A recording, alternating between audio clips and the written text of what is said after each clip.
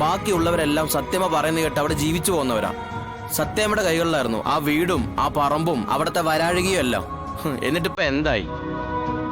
ഇരുട്ട് വെളുക്കും മുമ്പ് അതെല്ലാം കൈവിട്ടു പോയില്ലേ? ഞാൻ എപ്പോഴും എൻ്റെ ആശാനടുത്ത് പറഞ്ഞൊരു കാര്യമുണ്ട്. ആശാൻ ഏട്ടത്തമ്മയ്ക്ക് ഒരു ദിവസം വരും, അന്ന് നിങ്ങളുടെ നന്മ ആഗ്രഹിച്ചുകൊണ്ട് നിങ്ങൾ പറയുന്നത് മാത്രം കേട്ട് നിങ്ങൾക്കൊപ്പം സത്യമ്മ ഉണ്ടാവുന്നു. ഏതാണ്ട് ഞാൻ പറയുന്ന പോലെയൊക്കെ സംഭവിച്ചു വരുന്നുണ്ട് അല്ലേ ശാരദാമ്മേ? വരുന്നുണ്ട്. പക്ഷെ സത്യമ്മ മാറില്ല കമല. ഇതല്ല, ഇതിന്റെ അപ്പുറത്തെ പ്രതിസന്ധി വന്നാലും അവരവരുടെ നിലപാടിൽ ഉറച്ചു നിൽക്കും. അവരുടെ ആ ശക്തി എന്ന് പറയുന്നത് തന്നെ അവരുടെ സ്വഭാവമാ. അത് മാറിയ പിന്നെ അവരെ ഒന്നിനും കൊള്ളൂല. കമല, ഇതിപ്പോ എവിടെയാ പുതിയ വീടെടുത്തിരിക്കുന്നെ?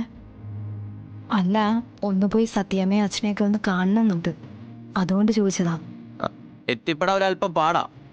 ലോറി മുതലാളി സുബേർക്കടെ പഴയ വീട് അന്വേഷിച്ചാൽ മതി. അല്ലെങ്കിൽ അവിടേക്ക് ഇറങ്ങുന്ന ദിവസം എന്നെ വിളിച്ചാൽ മതി, ഞാൻ വഴി പറഞ്ഞു തന്നോളാം.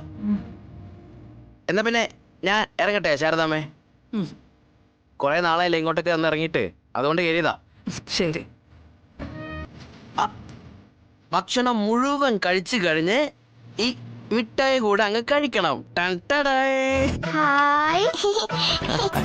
ഒന്ന് ഇതാ പിടിച്ചോ, രണ്ട്. ഇത് കമൽ ഞങ്ങളുടെ വക. Thanks uncle. എന്റെയും താങ്ക്സ്. ഉവ്വ, വരവ് വെച്ചിരിക്കുന്നു. എന്നാ പിന്നെ ഞാൻ ഇറങ്ങട്ടെ.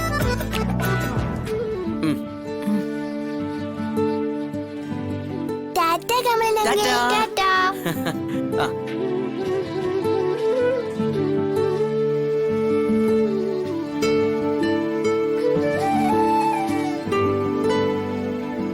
വഴി തിരക്കിയതുകൊണ്ട് പറയുക, നീ അവിടെ പോണ്ട മോളെ. നീ പോകുന്നത് അത്ര നല്ലതായിരിക്കില്ല. അല്ലമ്മ, ഞാൻ വെറുതെ വഴി തിരക്കിയെന്നേ ഉള്ളൂ. സത്യമ്മ അല്ലെങ്കിൽ തന്നെ ഇപ്പൊ കേട്ടിടത്തോളം വല്ലാത്തൊരു മാനസികാവസ്ഥയിലായിരിക്കും. ഒരു രാജ്ഞിയായിട്ട് കഴിഞ്ഞവര് ഒരു സുപ്രഭാതത്തിൽ ഒന്നുമില്ലാത്തവരായിട്ട് കഴിയുക, അതിന്റെ ഒരു സങ്കടവും ദേഷ്യവും ഒക്കെ ഉണ്ടാവും. അതവര് പ്രകടിപ്പിക്കുക അവരെ ആശ്വസിപ്പിക്കാൻ ചെല്ലുന്നവരുടെ അടുത്തായിരിക്കും. കാരണം അവരുടെ നാശം കണ്ട് അവരെ മനഃപൂർവ്വം നമ്മൾ അപമാനിക്കാൻ ചെല്ലുന്നതായിട്ട് അവർ കരുതും. അവരെ തെറ്റു പറയാനും പറ്റില്ല.